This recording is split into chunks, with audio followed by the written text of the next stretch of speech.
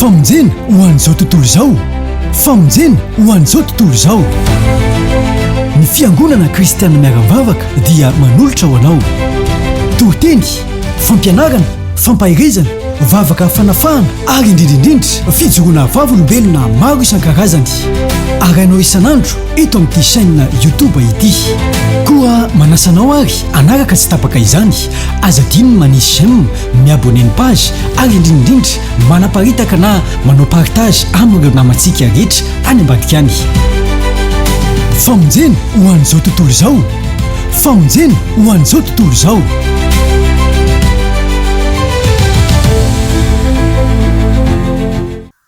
Levitikosy toko fahatelo amby roapolo andininy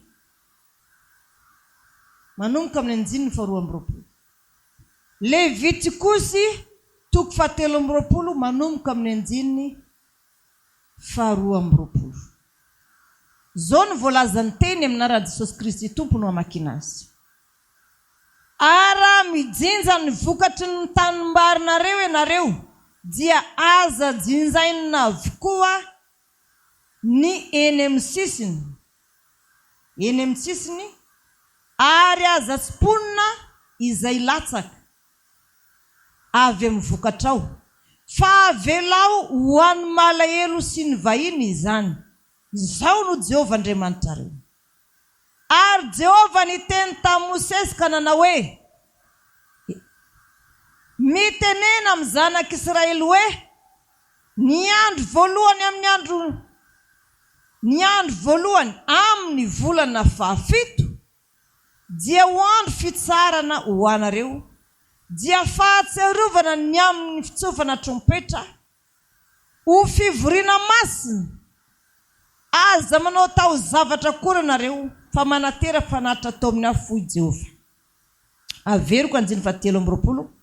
Ary Jehovah niteny tamin'i Mosesy ka nanao hoe, mitenena amin'ny zanak'Israely hoe, ny andro voalohany amin'ny volana fahafito dia ho andro fitsaharana ho anareo, dia fahatsiarovana amin'ny fitsofana trompetra, ho fivoriana masina. Aza manao tao zavatra kory ianareo, fa manatera fanatitra atao amin'ny afo ho an'ny Jehovah. Amen. Hatreo aloha sika, mbola tohizany rehefa avy eo. Lalàna mandrakizay io ho an'ny taranak'Israely. Lalàna mandram-pivina hoe, lalàna mandrakizay io ho an'ny taranak'Israely. Ary zay te iomina Andriamanitra amin'ny Israely dia mila manatanteraka anao. Averiko, misy ny fetin'ny trompetra amin'ny fahatelo amby roapolo ny volana Aogositra zao ny fahatanterahnsika azy io, ary amin'ny lahady fahaefatra amby roapolo ny volana Aogositra. Sabata izy io sady lahady. Aoriana ny fetin'ny trompetra dia misy fetin'ny fanavotana, misy ny fetin'ny fitoerana ny trandrasakazo. Dia diny ho tsara azy. Raha nilaza ny zany ary Jehovah Andriamanitra tamin'ny zanak'Israely sy ny vahiny rehetra zay miombona amin'ny Israely ka zay efa nakeny Jehovah tahaka ansika. Mahita an'io nefa tsy nahatanteraka. Dia ahoana ataon'i Jehovah azy?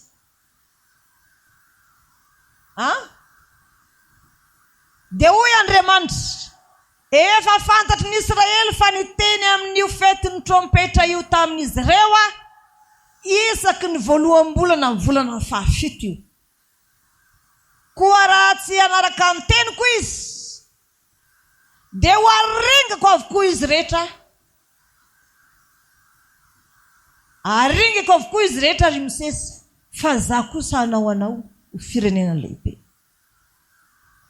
Sarotra ny miaraka amin'Andriamanitra, fa mila tsapanao foana hoe Jehovah efa nitiaviko talohan'ny zavatra rehetra. Ka raha tonga ny fetin'ny trompetra ka hitakian'Andriamanitra zavatra aminao, ataovy izay havitanao anao.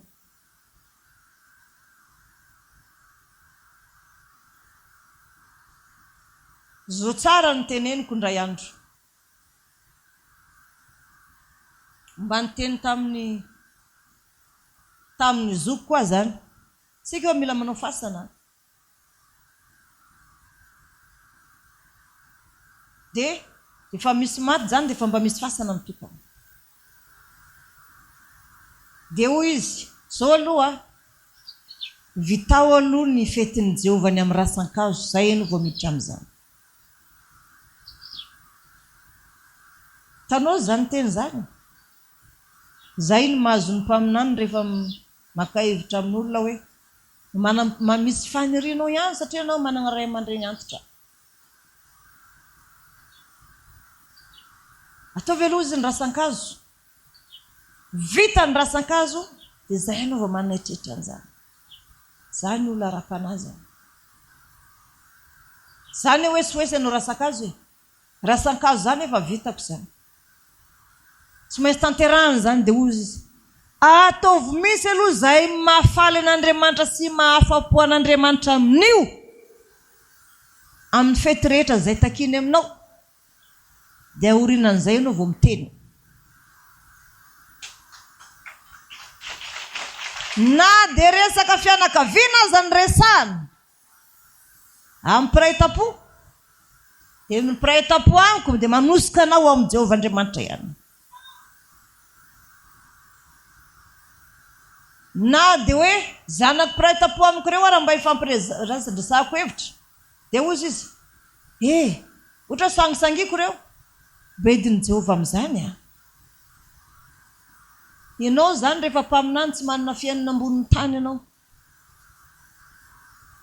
vao miodina anao ny amin'ny zanako piray-tam-po misangy ianao dia ozy izy bedin'ny Jehovah amin'izany ianao miteny ianao amin'ny zokinao maka hevitra dia ozy izy ataovy aloha zay mahafaly an'i Jehovah amin'izay rehetra ny takiny taminao miodina ianao mirahavavinao dia ondra ny rahavavinao mifadianina isika dia miomany ianao azonao tsara be daholo ny zavatra tenenindreo fa ianao zany dia efa miteny hoe raha iresaka amin'ny zanadravavy koa dia efa itenenay indray zao io zao indray ny ataonao amin'ny Jehovah za sy teny amin'io misy fotoana tena sy mampiditra andreo an-trano tenenandray zao rehefa avy eo hoe bedin'ny Jehovah amin'izany indray ianao nefa ianao mba manontany zavatra an'izy hoe misy zavatra ohatran'izao nga sy na mba henoko misy ohatran'izao nga mba henoko jilanina dia ozy izy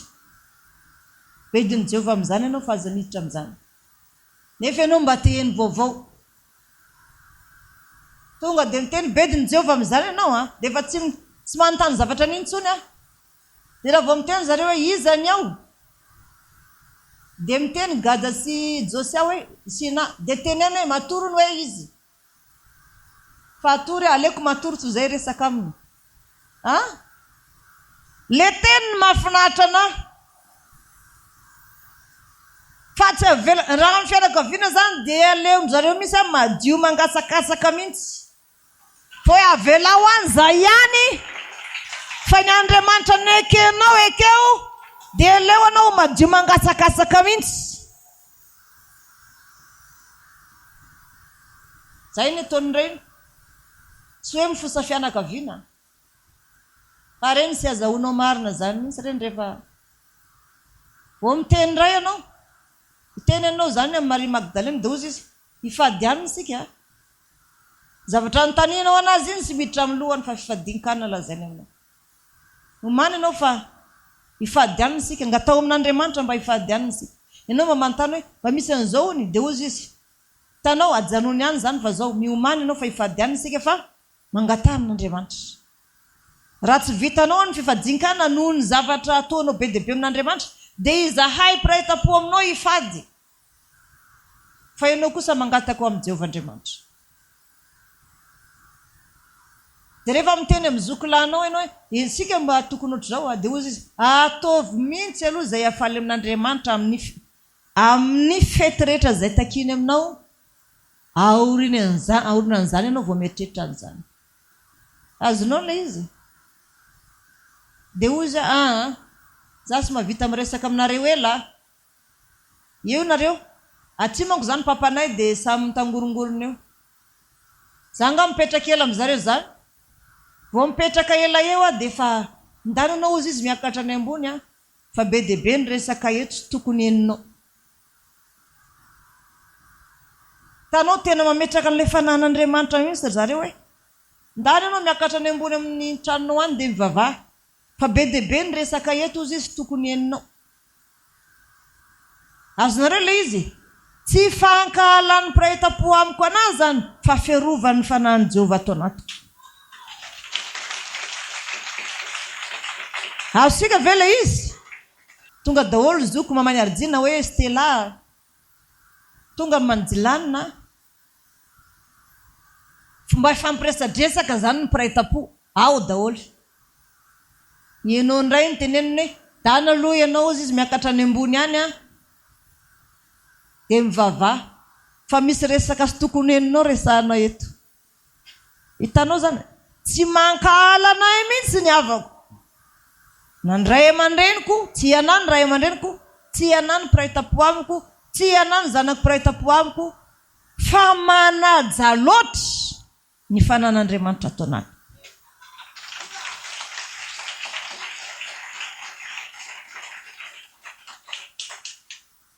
dia mandeha mangalatra amin'ny resaka amin'ny dada Marcelin rehefa ao izy za mba hiresaka aminao mba inona hoe ilay zavatra ohatr'izao iny dia ozy dada Marcelin tsy fantatro zany matahotra ny Jehovah dia miala izy tonga dia miala fotsiny a dia ozy avela any koa nareo tsy efako tsony teny aminareo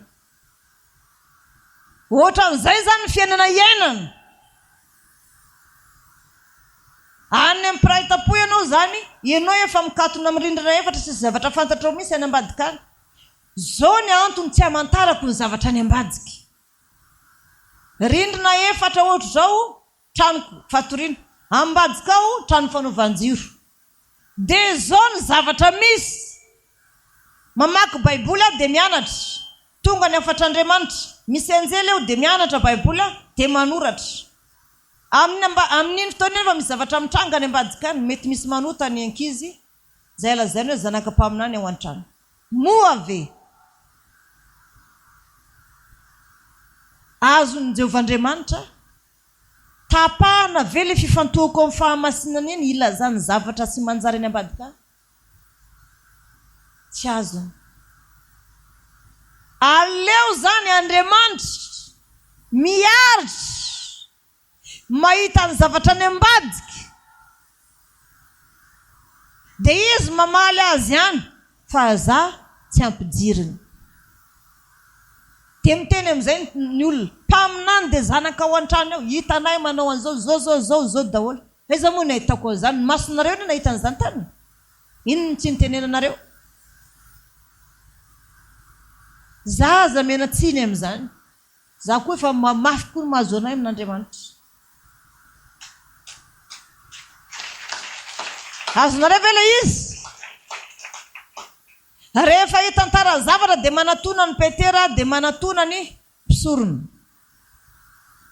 fa raha za zany mifantoko amin'ny baiboly dia miteny Andriamanitra tsy rasan-kazo ty zao daholo ny lalana hitondranao any tsy rasan-kazo ty fa izy ty dia zao ny atao Jerosalema nefa tery nefa mila foazina mila misotro ny rano ao ny olona mila mankany ny olona verina fitiavana voalohany mila zao ny any tery io toerana io inona ny hevitra ao amin'io dia mifantoko amin'iny za dia maheno ohatra hoe isinao ny any misy zavatra tony dia ho tapahan'Andriamanitra ve zany fifantohako amin'ny fahamasinana ty dia andeha ampijiriny any resaka sinandray tsy tapahan'Andriamanitra ny fifantohako aleo sinahanao zay tsiny any dia izy ihany ny tsaratsarain'i Jehovah-Andriamanitra any fa ny fifantohako amin'Andriamanitra kosa dia fifantohana mitohy ka raha misy zavatra ataony zanaka-paminany ny ambadika any aza nomezana tsiny anazy zany zavatra tsy hitako zany matoa zany tsy nambaran'i Jehovah-Andriamanitra ana dia efa sy tiany hijirako le izy noho izany dia sokafy aminany fonao fa tsy niara nanota tamin'olona tany za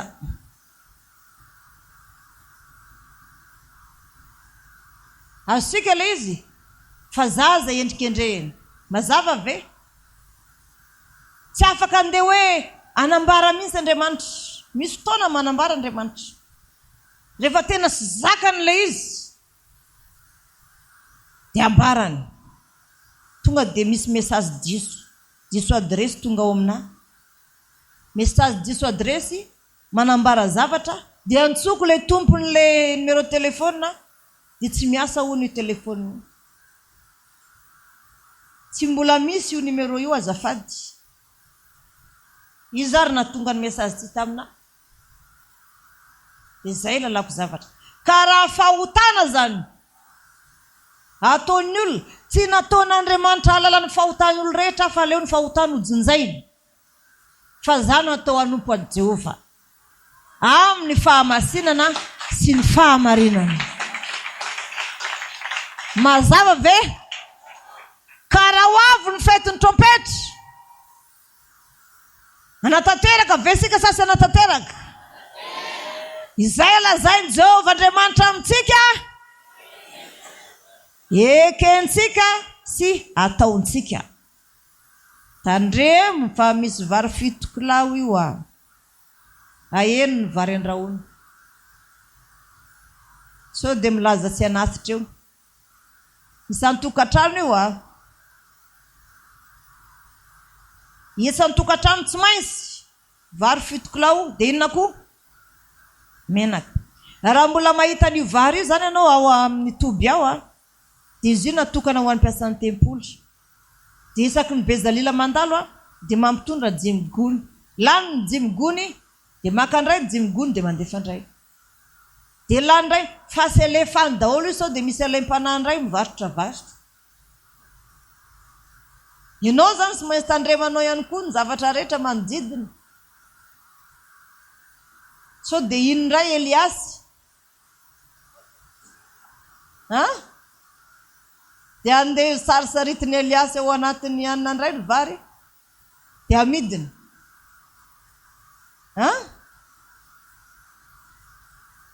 atahorana koa sao dia amidiny Elifredi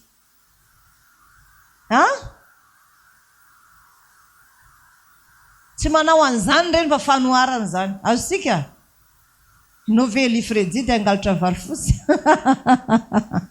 tsy manao an'izany iny tsy manao an'izany iny fa ohatra zany satria mpinaman'izay voavy fampianso somaly zanakara-panahy izy dia fampianso dia famaolana eny foana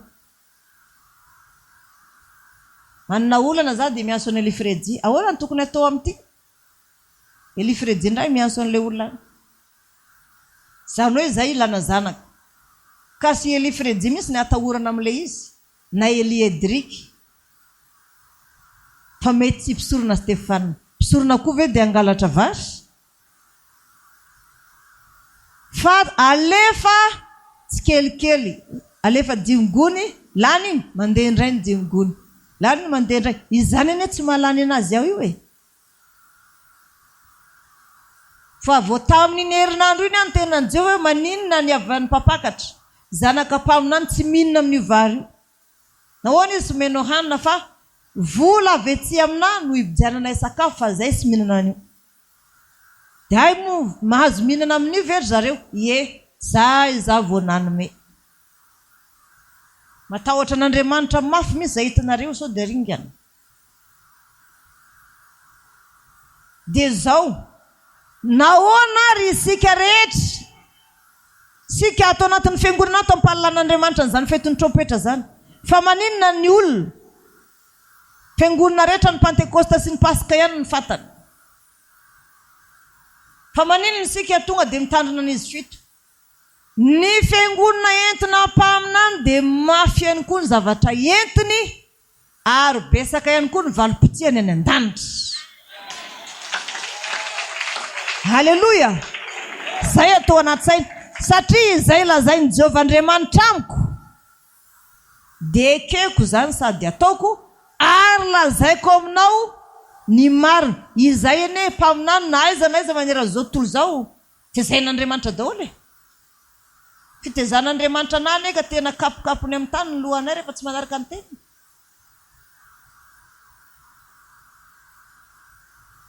ary ny mpaminany rehefa teritra sy manolanizanizy zany tonga dia filoha daholo ny zavatra jereny dia sy fantatra aby ny olona ny fahamaliana io na rainy io na reniny io na piny io na izy io na namany io na zanany io na izy io na izy tonga dia sy fantany so ny tareny dia mifamaly izy dia rehefa hofanin'Andriamanitra zany izahay hoe zao daholo ny takian'Andriamanitra amin'ny mpaminany dia ambarako anareo le izy hoe zao ny takian'Andriamanitra amin'ny mpaminany dia alefako any aminareo ihany koa ilay fahamarina zay takian'Andriamanitra aminay mba ho tanterahanao dia mitovy ny valim-potsiansika rehefa tonga any an-dandra satria za rery any manatanteraka fa ianao ihany koa ny manatanteraka. Halleluja, halleluja.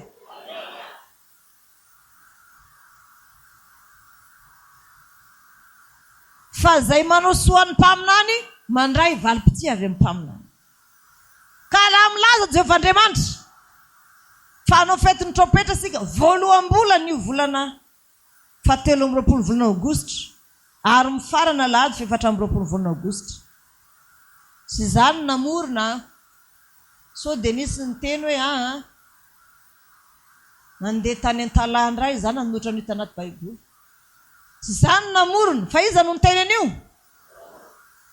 izay lazainy Jehovah'Andriamanitra aminay ikenay setona raha ny teny ihana hoe omeo zazalahy Jehovah fa raha tonga ny fety ny trompetra dia omeko vary fitoko lao anao dia omeko menaka ray litatra misy dikany amin'ny ana ve zany sisy dikany amin'ny olona tena manam-pinono zany raha zany ny takiany Jehovah'Andriamanitra taminy sisy dikany aminy zany manome an'izany fa saingy zany nanaovany voady fa zanany ateriny anatrehany Jehova fa tena vitan'iny vehivavy zany ka tena vehivavy manam-pinono ka anatanteraka zany sika ka samy miomana fa fantasika izay vary fitoko lao sy menaka oliva ray litatra ny menaka oliva dia misy tsy mirehitra io zany menaka oliva io na lany daty io na tsy lany daty io tsy mampanina ny fanaovanjiro fa rehefa tsy mitampoka fotsiny izy dia ekeny fanaovanjiro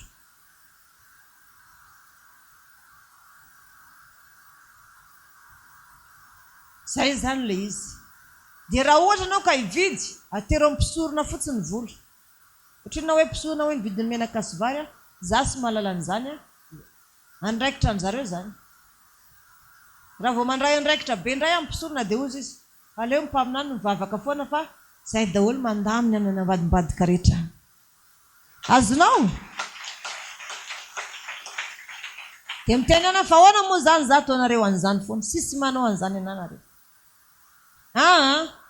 zay matahotra ny Jehovah'Andriamanitra aleo ny mpaminany mipetraka tsara dia mivavaka foana aleo vahana espetera daholo ny olana rehetrarehetrany ianao koa manana sécurité manana olo-kendry le vita aleo vahanay ny olana fiangonana fa ianao mipetraha tsara fotsiny.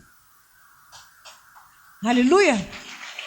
Dia miteny za hoe raha misy kosa fe zany zavatra nimba fiangonana dia tsy teny aminareo anahy dia ozy zareo raha tsy teny aminao Jehova Andriamanitrao dia tsy teny aminao zay fa raha nytenen'ny Jehovah'Andriamanitra taminao le izy ka manontany anay ianao zay vao miteny dia jenio tsara moa zany zavatra taonareo any sisy fantatra fa iza ny mahalala azy Jehovah'Andriamanitra zay vavahako tsy te handoto ny fanahiko amin'ny ditranao izy tsy te handoto ny fanahiko amin'ny adalanao izy dia aleon'Andriamanitra zany miaritra fa rehefa sy zakan'Andriamanitra io dia asiny ihany ianao rehefa asiny mafy ianao dia zakao le asian'Andriamanitra mafy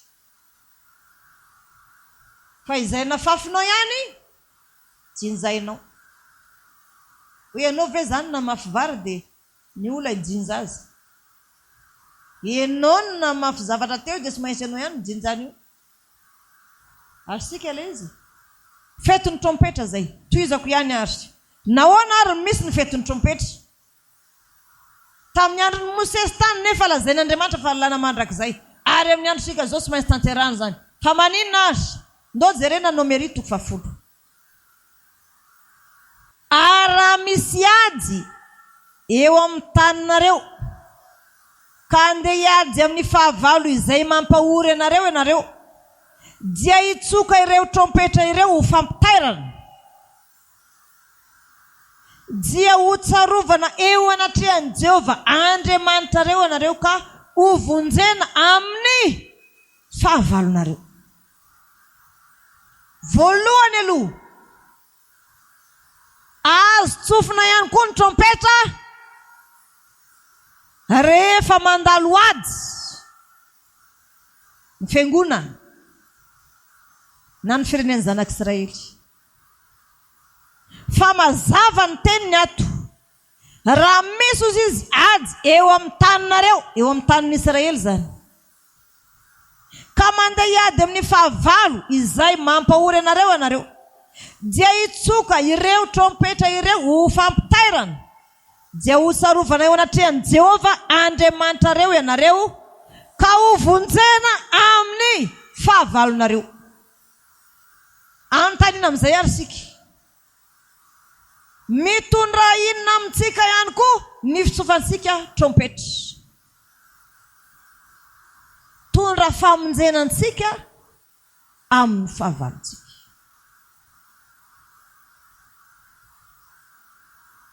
Mitondra famonjenantsika amin'ny fahavalontsika. Raha misy fahavalo zany ady amin'ny Israely ka hiady amin'ny fahavalo zay mampahory azy izy dia hitsoka trompetra izy tsoka trompetra izy ary rehefa hitsoka trompetra izy aty mijery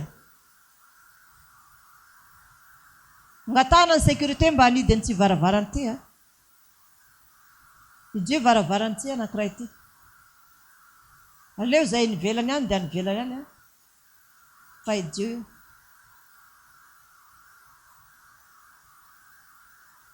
zay tsy mijery antsony nareo aty za jerena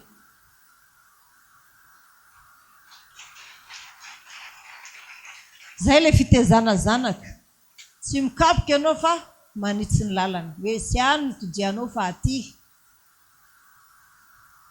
dia zao ny zavatra misy nasian'Andriamanitra ny fetin'ny trompetra isan-taona mba sy ho adinon'ny Israely mihitsy ilay tenin'ny Jehova Andriamanitsika hoe raha misy ady amin'ny taninareo ka misy fahavalo mampahory ianareo dia tsofinareo ireo trompetra reo ho fanairana dia ho vonjeko amin'ny fahavalonareo ianareo.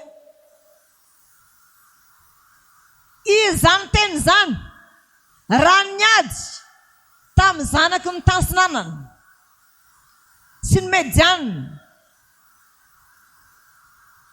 sy ny Amonita sy ny Moabita i Gideona olona 300 lahy hiady amin'ny olona sahala amin'ny torapasika ary sahala amin'ny valala ny amaro ny kalesiny dia manontany ianao amin'izay ary za mety ho resiny ve zany sa sy resiny raha diaranofo resiny za sa sy resiny sy resiny zany fa inona nataony napoka ny vilantany dia nitsoka trompetra ny 100 lahy dia nitsoka ihany koa ny 100 lahy dia nitsoka ihany koa ny 100 lahy dia ireo fahavalony rehetra ireo izay seka amely azy ireo ihany ny famely ka tsy misy na dia iray aza niangana. Asika tsara ve dia mba ho tadidiny zanak'Israely foana io tena ataon'Andriamanitra ny hoe misy ny atao hoe fetin'ny trompetra isan-taona mba ho tsarovana isan-taona na isan'andro izay fiatrehana ady izay rehefa sy resy ny fahavalo. So nefa nomboka nringana ny Madagasikara amin'izay Jehovahandriamanitra sy hitanareo nga reny ororon-tany misesisesy reny tsy heninao reny fa manomboka manaitra izy hoe efa nao zavatra za tsy teny zavatra maro aminao za. Fa rehefa firenena iady amin'ny firenena dia izy firenena isangana koa ihany iady amin'ny firenentsika. Aza mieritreritra hoe za manko be vola be, za manana tokotany tsara be, za manana fiara, za manana an'izao, za manana an'izao. Tsy vitanao avy zany, adininao io rehefa tena mipoaka ny ady. Hoe nisy misily avy tany ananina hono mipoaka teto Madagasikara dia tario ny poara. Dia nipoaka koa tary, dia nipoaka koa tary. Inona amin'izay ataonao? Hitsoaka ianao dia mety fiara anankiray ihany entinao miaraka mivadinao ny zanakao dia lasinareo. Dia entina ny vola. Dia inona ny vidinao eo raha sisy mpivarotra? Aza manombo fiainana ho sangisangy fa adinio anaty saina daholo izay zavatra tokony tranga tampoka. Fa ny olona matoky kosa, ny olona izay matoky an'Andriamanitra dia lazaiko anao hoe na dia mipetraka ao analinan'ny Zavida azy izy, na dia eo azy izy sy ny zanany sy ny vadiny, ka tsy mahita hoanina dia misy vorona irahan'Andriamanitra. Hodidian'Andriamanitra anatra mofo sy hena ho azy sy ny zanany ary ny vadiny. Zany ry havana tokony atao anaty saina daholo zany fa azavariana amin'ity zao tontolo zao mandalo ity. Azavariana amin'ity zao tontolo zao mandalo ity. Fa zavatra mety miseho zany ary zavatra mety mitranga ihany koa zany. Fa azavariana amin'ity zao tontolo zao ity mandalo ity. Ho avy ane zany fotoana zany. Mpaminany zany teny an'izany. Fa ny fotoana sy teneniko aminao. Fa raha mbola firenena koa Madagasikara dia sy maintsy ady amin'ny firenena. Dia hoy isika tsoka anaty ala dia hoy izy ilay tomobile. Za manokana zany dia ataoko hoe izy ny fiarako iny zany. Mety endriko iny. Ny olona amin'izany mitsoka daholo amin'ny hereny deux iny. Andehan'ny daholo mety misy hody eny Mahajanga, hody fianakavia, any misy ambanivohitra. Tavela eo embouteillage be dia be.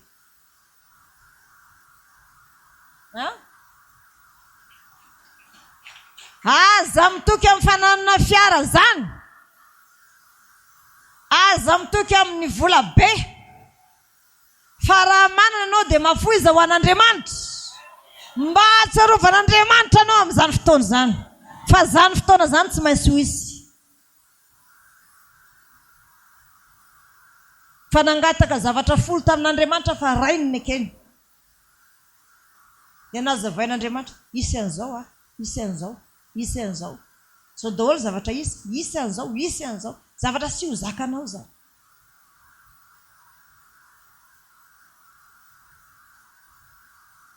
Dia andeha ho aiza zany?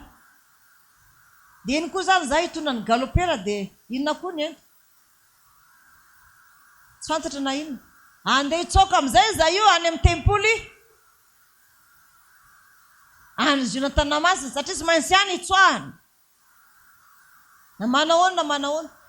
Dia zao no teniko aminao, azavariana ny vola mankarena isan'andro. Mafoiza ho an'Andriamanitra.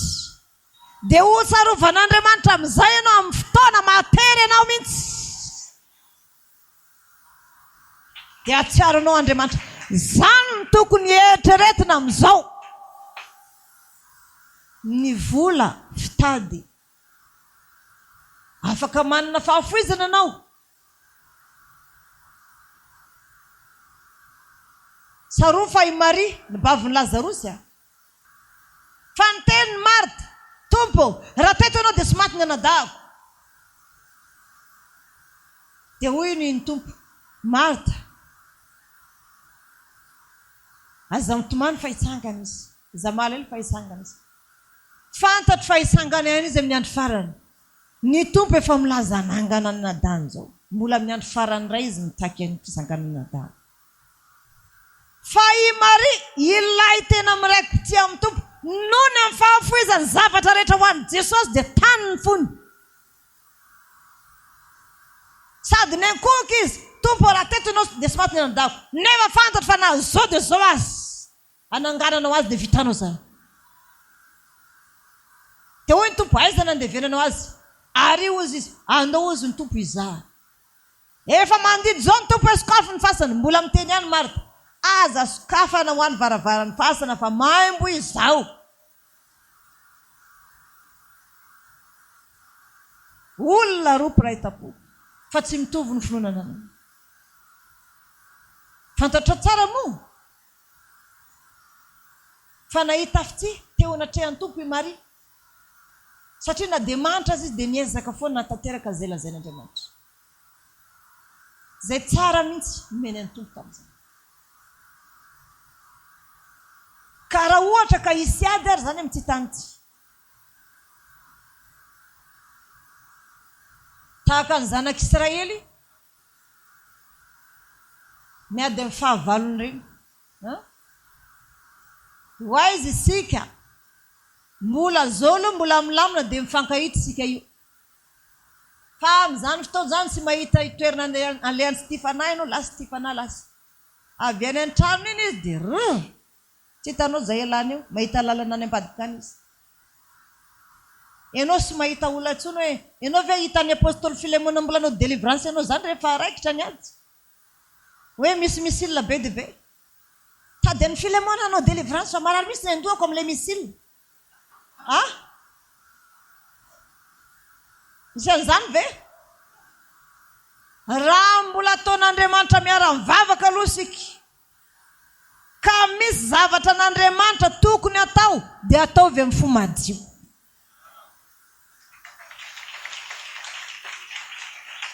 halleloia fifaliana ho an'ny zanako izy jona dia ny andrenesako azy fifaliana ho aho dia ny andrenesako izy jona fa mandeha amin'ny fahamarinana ny zanako zanakara-panahy zany rehefa eniny amin'ny olona izy any amin'ny osopatimo eniny amin'ny olona hoe mandeha amin'ny fahamarinana ilay fiangonana zay nentina faly izy ay mbola mandeha fahamarinana ihany zany zany fifaliana ho azy dia andrenesany fa mandeha fahamarinana zany ka amin'izany fotoana izany ny trano ilozana ny fiara anankiray ihany mety ho zakanao amin'ireny ianao koa hitratra ny ambota azy eo ny lasa amin'izay ianao ialana indray ilay fiara andao ilozana ity fa tratrana olana amin'ity eo sao dia isy zava-baovao olana vaovao indray trano andao aloha ilozana andao aloha ananina ry tsofoka anaty ala dia misy fiara mandeha avy to dia midona amin'ny anao misy fiara mirifadrifatra tena olona mikorotany-saina avy ihany koa zany hoe raha izao tontolo izao no antenainy dia ajanony manomboka androany fa nantenana an'ity zao tontolo izao ty fa ny lanitra no andrandraina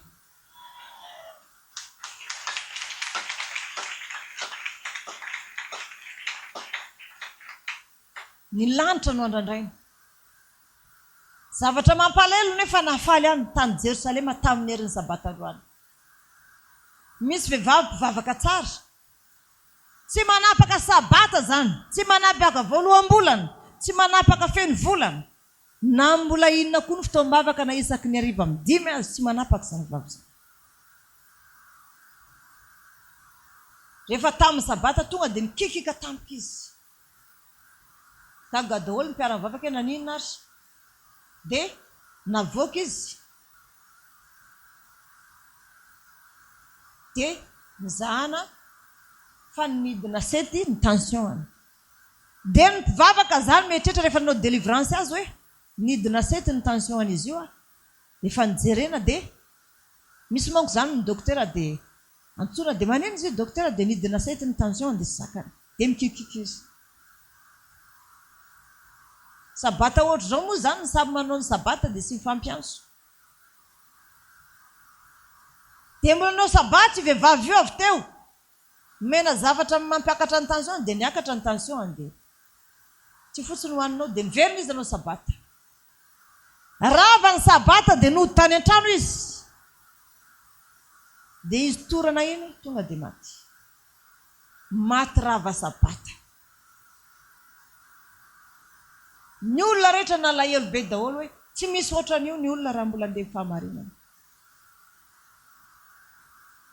fa zao nefa za mampafantatra fa novonjen'Andriamanitra izy satria hitan'Andriamanitra hoe amin'izy mibebaka tsara io tena miaty laliny fony mihitsy ny tena hibebagna sy hitiavany amin'ny tompo amin'izao ora segondra zao ka ina moa masakana an'io raha alaina izy zao raha alaina amin'izao ora zao izy dia nikikika teo izy dia navoaka an'zareo dia ny tension no midina fa mbola tsy navelan'Andriamanitra tamin'io fa tonga tany an-trano izy dia torana dia tsy niverina ny aina malahelo daholo ny olona za sy nitenena an'jareo hoe aza tenenina amin'ny mpaminany so dia alahelo ny raha izy fa leo tsy nisy olona ny anso anazy any mihitsy tany Jerosalema fa le olona avy tany indray na olona ntsonjare indray niteny taminao hoe misy maty eny ny Jerosalema misy ohatr' zao sana nandratanana nisaotra an'Andriamanitra misaotra an'Andriamanitra fa na dia any lavitra any diny io tsara fa zao toriteny zao no henony zareo any satria mandefa web radio isaky ny sabata ry zareo mivantana amin'zareo any zao toriteny zao zany tsy mamenatra na milazany zany fa voavony zany vehivavy zany satria voarava sabata maty izy amin'zareo zany ny alahelo fa aminazy zany amin'ny ara-panahy mafaly satria fantatra ny tompo fa io fotoana io misy ny tena ny bebany vehivavy io tena tamin'ny folo manontolo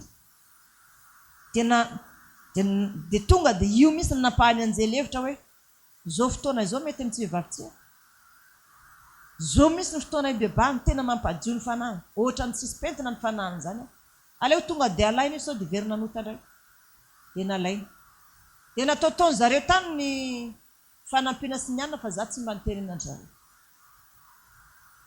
satria mandeha zany le toriteny mpaminany hoe zao daholo ny fanajana mpaminany dia manady zakory zareo any tsy mamiteny olana mihitsy tsy mamiteny olana voavony zany le vehivavy inona koa tenenao amin'izany izy avy nivavaka sabata voarava sabata izy dia nody izy dia tonga tany an-tranony izy petrapetraka teo dia torana dia maty izy torana iny tonga dia maty tamin'iny dika an'izany fantatra Andriamanitra hoe zao ny fotoana mety akanazy na mbola tsy androny azy io azosika zany tenenako amintsika aza manantena ny ty zao tontolo zao ty aza manao rasy olona tsy avany na manao tahaka ny tenanao tsy avany Jehovahandriamanitra ao amin'ny fonao rehetra amin'ny sainao rehetra amin'ny herinao rehetra amin'ny fanahinao rehetra tsy avany na manao tahaka ny tenanao fa izany lalàna zany dia nitohany fanahiny mpaminany rehetra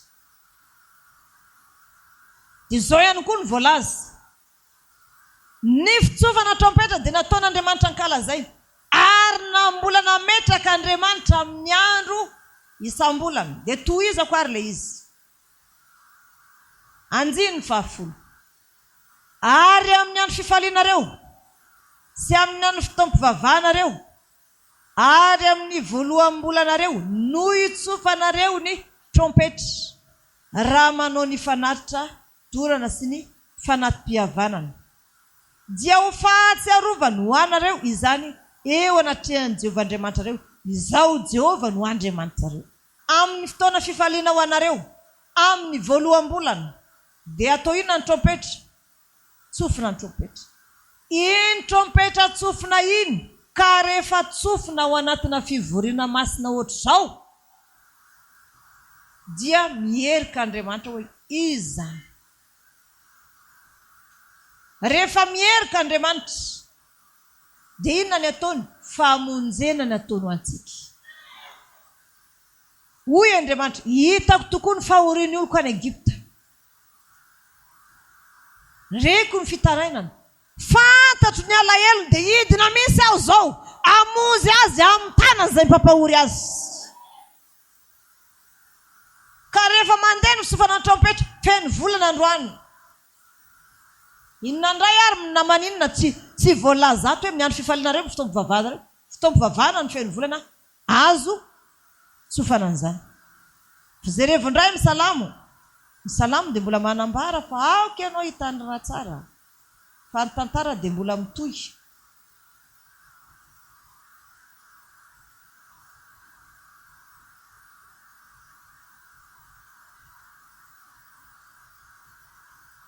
Salamo faharaika amin'ny valopolo. Salamo faharaika amin'ny valopolo. Ahoana ny lazainy? Fiantsoana ny Israely hifaly amin'Andriamanitra noho ny tondrany azy nivoaka avy tany amin'ny tany Egipta. Amin'ny anaran'i Jesosy Tompo amakiana azy, miobia ho an'Andriamanitra herintsika, manaova feo fifaliana ho an'i Andriamanitra Jakoba. Asan-drato ny ira ka veleso ny amponga tapaka, ary tendreo ny lokanga mahafinaritra amin'ny valia. Tsofo ny anjomara amin'ny volana. Eny, amin'ny feno volana dia amin'ny andro firavoravoantsika. Fahalalana amin'ny Israely izany, ary fisipoka ny Andriamanitra Jakoba no tendreny vavolombelona ho amin'ny Josefa izany. Amen. Sofina ny koa zany ny trompetra amin'ny feno volana sa sy sofina? Ny feno volana zany natokan'Andriamanitra anaovana inona? Firavoravona riavana. Sady sabata androany ny feno volana andro firavoravona eo anatrehan'i Jehova. Efa mba vitanao aloha ny ansasako ny volana fahenina na dia mafy taminao ara reny. Efa vita aloha ny ansasa reny. Za tena nataony tsy volana fahenina tsy tena nandraingirangy mihitsy.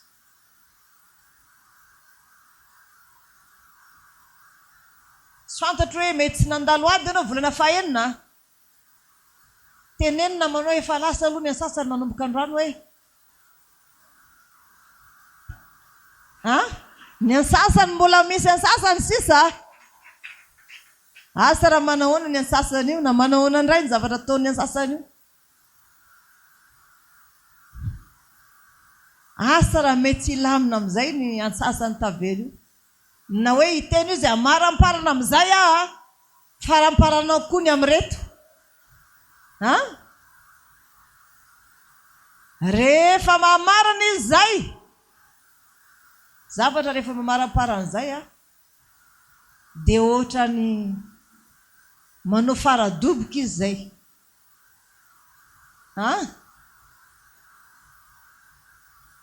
Satria mamaramparana izy io. So efa voatefy ny fonao. Na mbola sy tonga tsy volana fahenina ity, dia efa nitian'i Jehovah Andriamanitra tamin'ny fonao rehetra. Ka ninona zavatra dobodoboka ny volana fahenina?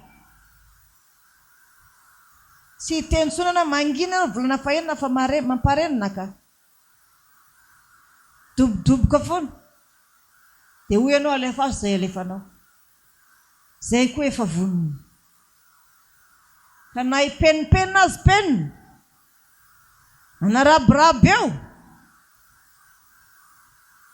hiana tsy hionsona amin'izany.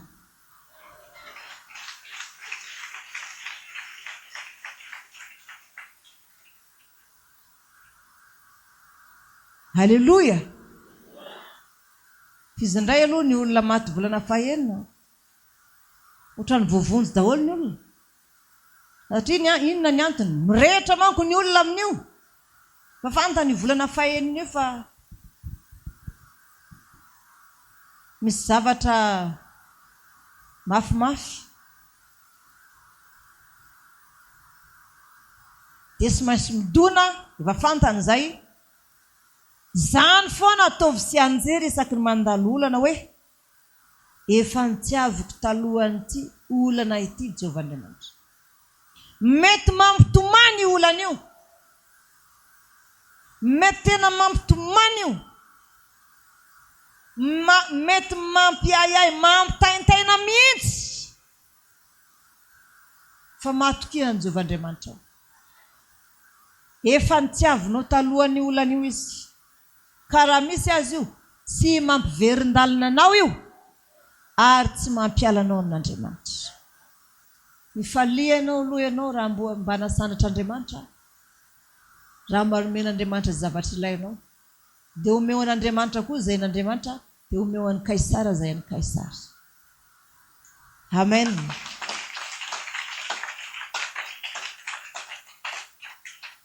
Zay ny testamenta taloha momba ny trompetra. Ankalazaina ny fetin'ny trompetra indray mandeha isan-taona. Ilaina ny fisofana trompetra rehefa miady ao anaty ady. Azosika? Rehefa miady ny zanak'Israely dia inona ny sofiny? Soka trompetra izy. Ianao ve mino hoe fisofana trompetra sy anjomara dia ampirodina ny mandan'ny Jeriko? Tsy mampino izany fa efa lalàna mipetraka hoe raha misy ady eo amin'ny taninareo ka hiady amin'ny fahavalo izay mampahory anareo dia tsofo ny trompetra avy faneny ho fanairana dia hijerenareo zaho Jehova ka amonjanareo amin'ny fahavalonareo izay mampahory anareo. Izay ihany koa ampiasana trompetra amin'ny andro fifalianareo dia tsofina ny trompetra, amin'ny fotoam-pivavahana dia tsofina ny trompetra, amin'ny voalohambolana indrindra tsofina ny trompetra, amin'ny feno volana ihany koa fotoana firavoravona mbola tsofina ihany koa. Nataon'Andriamanitra izany mba sy ho hanadinoana ny fetin'ny trompetra sy ny fitsofana trompetra amin'ny taranaka-ntsika. Isika izao mety mandalo ihany fa ny taranakao izay efa ampianarino ny fahamarinana. Zaro amin'ny lalina tokony alehany tahaka ny Samuela ny zaza fa rehefa lehibe izy sy ala amin'izay. Azosika? Amin'ny andron'i Jesosy Tompo inona koa sary zavatra lazaina? Ilaina ve ny trompetra amin'ny andron'ny Tompo e? Ilaina ny trompetra amin'ny andron'ny Tompo. Korintianina voalohany toko fa 5 amin'ny andininy 2:15.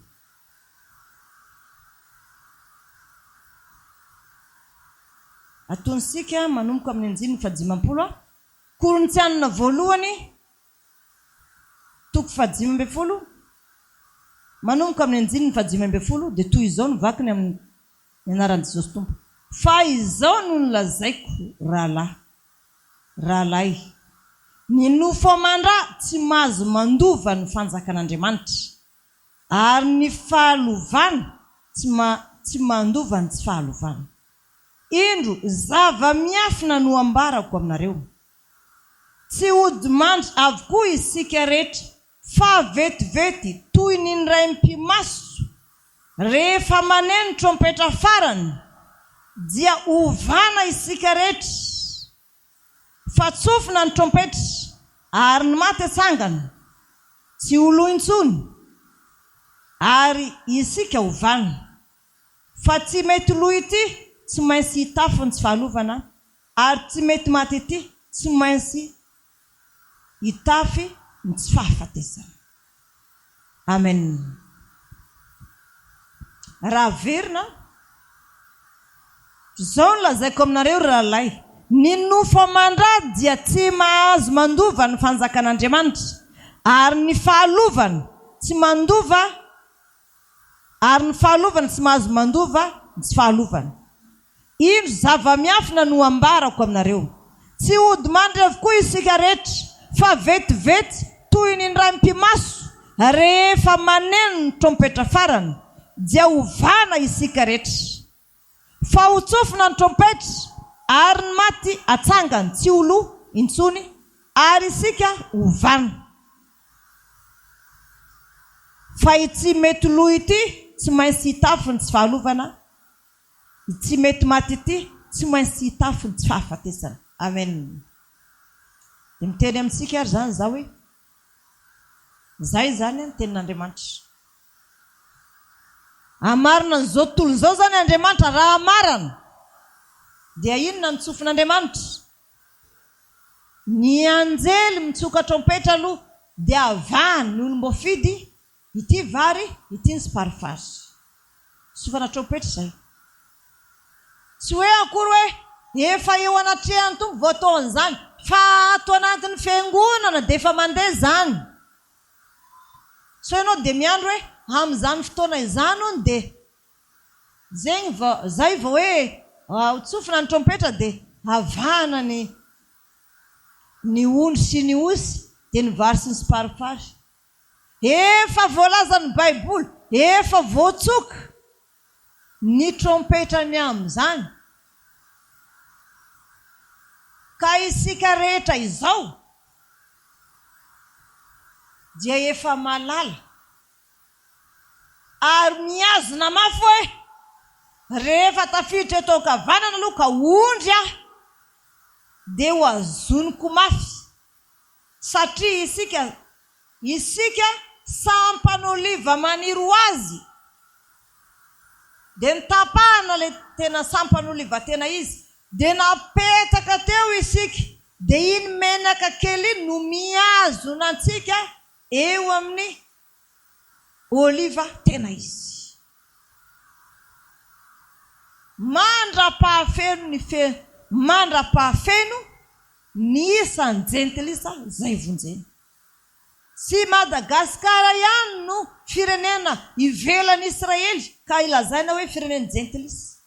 Fa manerana n'izao tontolo izao, ankoatran'ny Israely ihany, ankoatran'ny Jiosy, ny fireneny rehetra dia inona daholo ny anarany?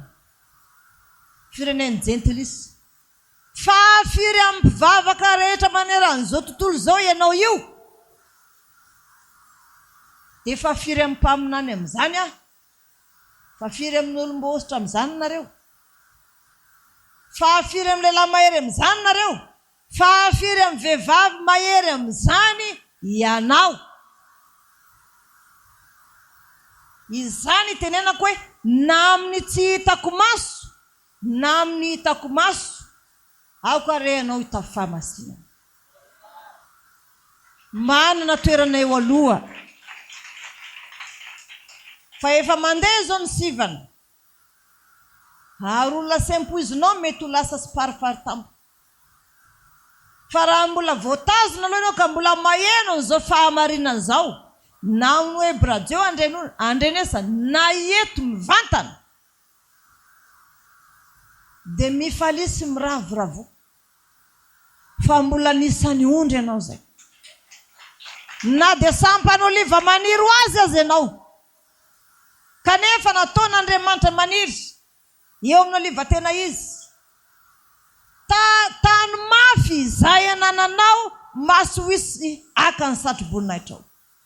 Rehefa mipetaka ohatra zao amin'ilay sampan'oliva ianao ka avy ilay oliva tena izy aka ny toerana, ianao sampan'oliva maniry ho azy mipetraka eo, tazo mafy toeranao io.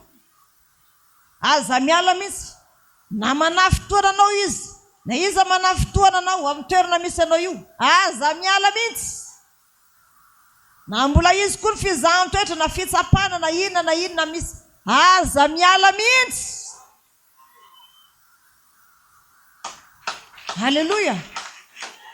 Ny Israely ane ka iverina amin'Andriamanitra zareo, apopokany zareo daholo ny fiangonana sy ny any, kapakapainy zareo daholo ny Asera, ary rodana zareo daholo ny karazana bala rehetra any amin'ny toerana misy zareo.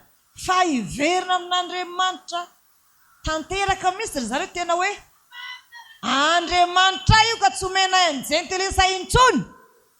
Ampy zay nanareo zay nangalaranareo ny Andriamanitra io. Sahala amin'ny fiaran'ny fanekena alainsika aloha.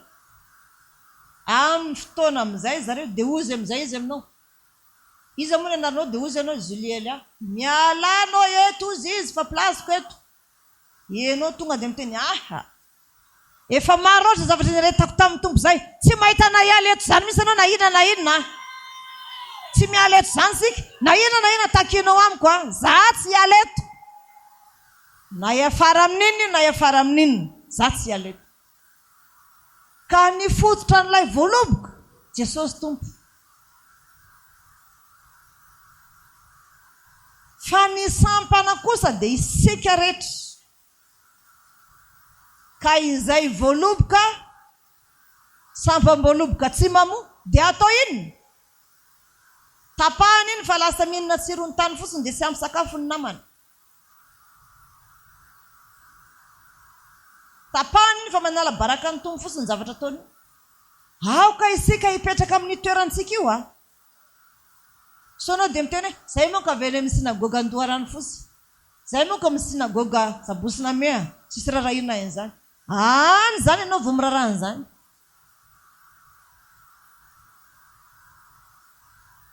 Hoy zay omaly tamin'ilay olo zay. Tamin'ilay namako. Zao a. Afaka ataony manota. Afaka angalarina daholo ny volako a. Atao an-trano. Ny zavatra tadiaviko zany zavatra tsy. Za sy tezitra. Afaka angalarina ny vola atao an-tranoko a. Afaka manao zavatra nareo any ambadika any tsy hitany masoko sy ampahalan'ny Jehovahandriamanitra anahy. Afaka angalarina daholo na ny telefônina na io na ino. Fa zao tratrako nareo amin'ny fitsaran'Andriamanitra. Sy tsy ambony tany miatratrarako anareo amin'ny zavatra ataonareo io. Fa izy amin'ny fitsaran'Andriamanitra. Tsy maintsy ataon'Andriamanitra ankamoaka foana io. Na manahoana. Ka jeny zao dia aleo mibabo. Fa ny heloka hibaboana midirarina. Zaho tsy manery anareo mitenena amiko. Fa zao andro anankiray ny andrasako. Ary anahy dia tena zany mihitsy. Paritaka aminao daholo izay zavatra ilaiko. Telefônina anahy adinodinoko eny. Izy zany amin'ny efitra be dia be izay jirako dia adinoko. Raha misy makan'io dia omeko alalana. Alaivo io. Io afaka soloina io. Fa zao na tsy ho fantatro eto aza ny zavatra ataonao. Tsy maintsy mianso anahy Andriamanitra amin'ny fotoan'ny tsarana anao. Ampamoaina anao amin'ny zavatra nalainao tamiko. Nefa aiza intsony ny anolonao an'izany. Tsy manana fotoana anolonao an'izany intsony anao fa dia any amin'ny tranomaiziny fanahy. Raha tsy very amin'ny elo ka mamindra foana n'Andriamanitra dia any amin'ny tranomaiziny fanahy ianao. Mandra-pandoava anao zavatra nalainao tamiko. Nefa zao lazaiko anao. Aza manota. Aza manao an'izany. Verina amin'Andriamanitra ny Israely a. Efa mitomany zareo zao miverina amin'Andriamanitra. Efa atao daholo ny fomba rehetra. Le fiangonana sy mivavaka alady le tsy miaraka amin'izareo arodany zareo daholo amin'izao. Potehany zareo daholo amin'izao. Dikan'izany izy mandringana mpaminany mibaly izy.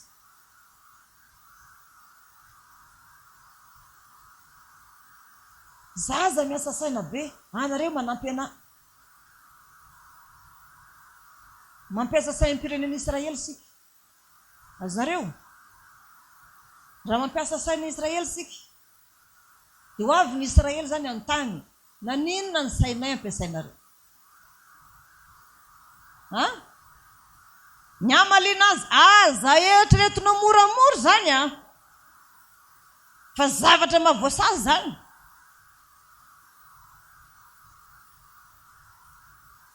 Dia miteny ianao hoe ka voasoratra anaty Baiboly izay ny miray Andriamanitra aminareo hoe isy anaky an'izany misy na horesenao lahatra aza hoe zay mitandrina an'izao, zay mitandrina an'izao.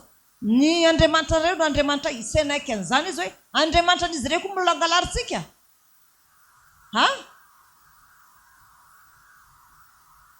hoe ny fisotomansika ny Andriamanitra ny zareo zany mahatonga ny zareo vo foana. Ny altara ny zareo mbola isika koa mbola mitahiry azy.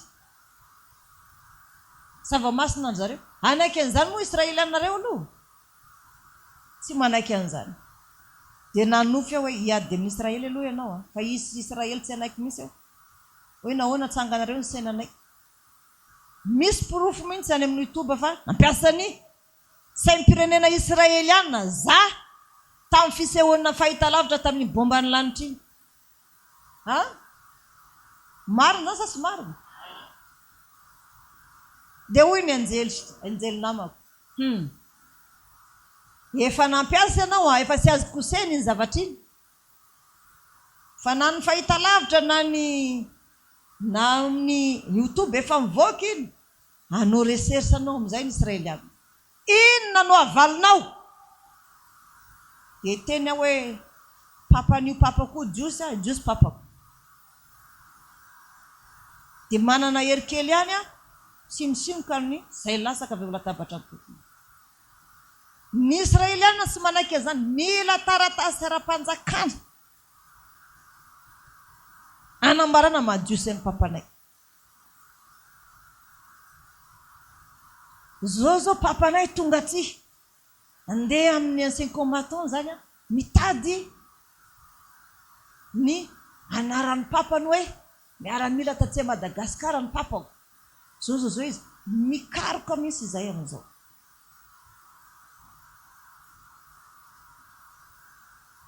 Asika mikaroka izay amin'izao fotoan'izao. Anaty fikarohana lalina izahay amin'izao fotoan'izao. Ary efa ny telefonen'ny papanay indray andro tany Israely. Hoe mbola misy zanaky io lehilahy io lasan'ny Israely zao ny anarany aty a Madagasikara tavela aty. Dia le olona tany namaly hoe marina ve zany? Dia hoe marina. Dia amin'izao fotoan'izao zany zay. Zany hoe ny anarany dadabenay Kourta Thomas. Miaramila jiosy izy mpampandry tany teto Madagasikara tamin'ny 47. Nanomboka tamin'ny ady lehibe teto dia izy nanampy ny vahoaka malagasy tamin'izany fotoan'izany. Niaro ny vahoaka malagasy. Misy gasy vehivavy azy. Misy olona ratsy fanabe avy amin'ny firenen-kafa. Saika hitifitra ny vehivavy io. Dia ny teny dadabenay aza tifirina izy fa vehivavy io dia dadabenay ireny tifitra ny lehilahy. Fa ilay vehivavy mpitondra tena malagasy no vonjeny. Nanavotra olona tamin'ny ady lehibe teto Madagasikara io dadabenay io. Ary niteraka ny papanay tamin'ny 51. 1950. Zao zany vao mipotra le izy.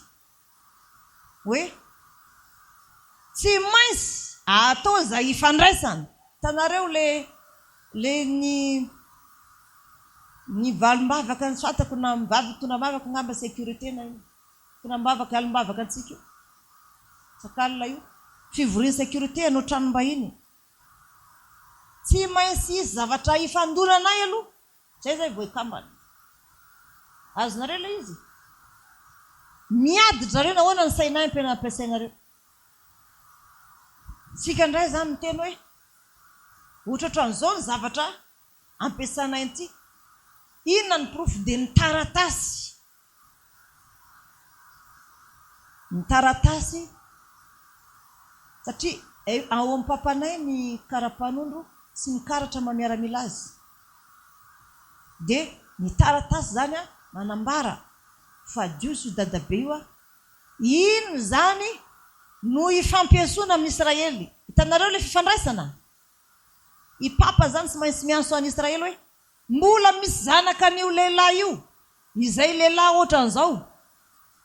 Kourta Thomas ny anarany. Zao daholo ny zavatra. Izy miaramila efa efa ela mpamparitany taty Madagasikara zao ny zanany sisa ty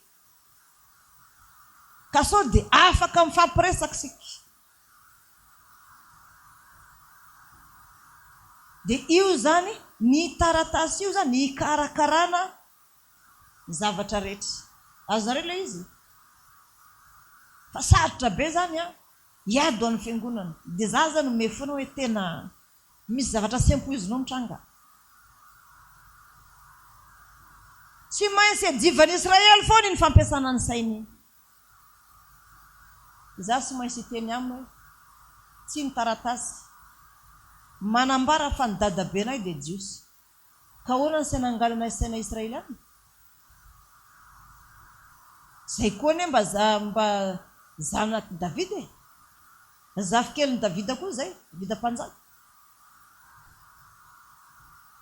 izahay ny sona hoe rota vehivavy nafoiny aminay manontolo nanompo ny Andriamanitrareo ary ampahafantariko anareo any Sipriany daholo ny lalàna ny fiangonanay a izay tsy mena mitaniny anareo.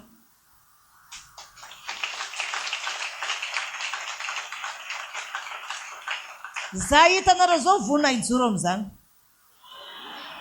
fa aza metrehtra mihitsy hoe imama zay dia sisy fiasan-do sisy ady say miady saina za io miasa aloha za io oana moa ny zavatra olona nalainao aty aminao fotsiny. Andriamanitra nanomeny io ny altara aloha zany a zany sy niteninako aminareo ankala zany isika aloha ny fatelo taon'ny altara azosika anaovasika fety nampanginina aloha ny amin'iny so dia isy resa be tonga dia nampanginina tonga dia ny fahendreko zany dia rehefa nanao fety tany zay a dia efa nisy olo tena tany dia nampanginina aloha ny taminy fa mba nataoko iny dia efa namany nataonareo zany iny fa tsy nanaovana fety. azonareo le tanjona fa tsy maintsy iny sainy iny andeha iny satria efa misy mamadika an'iny amin'ny teny frantsay efa misy mamadika an'iny amin'ny teniny anglisy efa fantatra ny sinoa rehetrarehetra amin'ny taniny any iny mamadika rehetra amin'ny fiteniny zao tontolo zao rehetra mihitsy efa manino tondra sainan'ny Madagasikara sy ny sainy Israely tena fahasahiny iny ary tena atodo anaovana an'iny rariny iny raha nipoka avy any tonga dia bomba ny lanitra iny enao koa avy eo efa avonanao an'iny mbola niseho sehatra tany amin'ny kolizeo zao ataoko anao matanja io sainao io fa sy hoe voantazo kely manko zay dia efa herinandro zay ny nararikibo dia misy ny olona hitako tsara misy tena mandeha tsara misy izy tsy miona anao fa rehefa miona aminao dia maninona anao fa 3 andro zany nararikibo ny anaty saiko amin'io dia hoe ataoko an'izao ndray mandeha tsy aloha fa azonao tsy miditra amin'ny sainy mihitsy le hoe manana fahatanjahany sainy fa ny olona rehetra io samy manany ady sainy daholo fa mifanohantohana tsy ho lavo sika fa ho avy ny Israely tena ho avy masika misy izy avy any za koa volona hitanty anazy.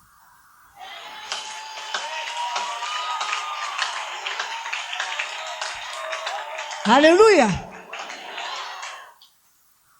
ambarako amin'ny daholo ny zavatra rehetra zay nasainy Jehovah Andriamanitra ny tanterahanareo ane dia no tanterahanay raha mitenynareo hoe Yesoa ny anaran'ny tompo any aminareo firenenanareo zany fa tsy aminareo izy Jesosy Kristy nisy aminareo fa ny fahamarinanay ry Israely sy ny jiosy rehetra tsy maina mitaha amin'ny fahamarinanareo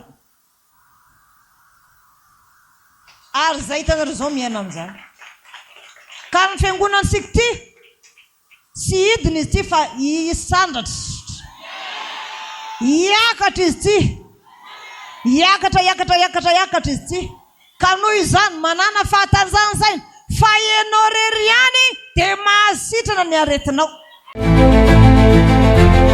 Famonjena ho an'izao tontolo izao. Famonjena ho an'izao tontolo izao. Ny fiangonana kristianina miara-mivavaka dia manolotra ho anao.